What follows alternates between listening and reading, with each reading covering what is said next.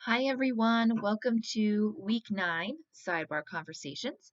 So, this week we are talking about men's health, specifically prostate and testicular health. And one of the topics, one of the main topics that we're talking about this week is BPH and prostate cancer. So, benign prostatic hyperplasia and prostate cancer. And a big component of the assessment of those diseases is a digital rectal exam, actually palpating the prostate to see whether is it symmetrically enlarged and kind of boggy that we would expect to see in BPH, or is it hardened and irregular and there's masses that we would see with prostate cancer. So one of the things that I wanted to talk about was, you may or may not have heard, but there was some question in the medical community about drawing a PSA level after a man had a digital rectal exam. And the thought behind that was, if you are palpating the prostate and you may be causing a higher PSA level as a result because of the manipulation and the palpation of the prostate. So I wanted to talk about that a little bit more. So actually, it is perfectly fine to draw a PSA level after you've done a digital rectal exam in the office. And let's be honest, that's usually how it occurs. Even if a guy is coming in for a regular well check and I do a digital rectal exam, without any other symptoms, but I feel irregularities on the prostate exam, I want a PSA level.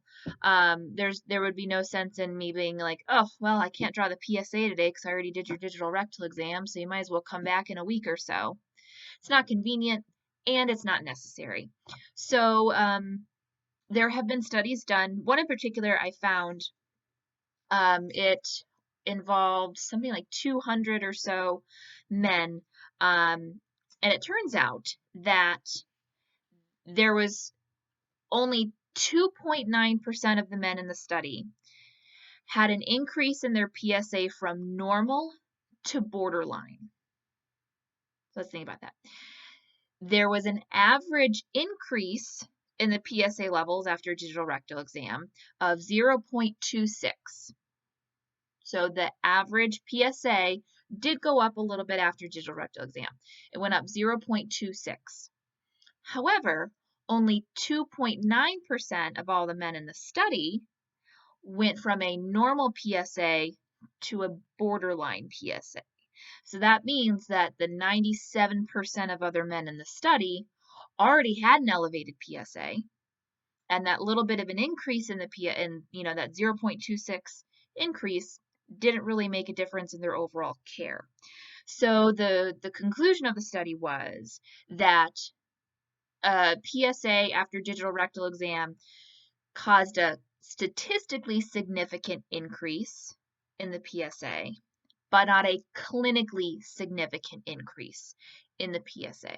So in a majority of those men, over 97% of those men, they already had an enlarged prostate or a prostate with concerning findings. That little bit of a PSA really didn't change their plan of care because you were already going to refer them for further workup.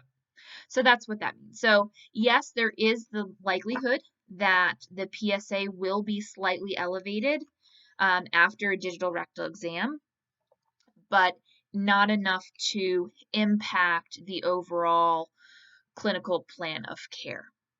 So want to talk about that just a little bit in case you heard that, or maybe you've been at clinical and somebody's mentioned that, but that's what the evidence says. If you have any questions, please let me know. Otherwise, keep up the good work. It's week 9. We are over the hump. So keep it up, guys. You're doing great.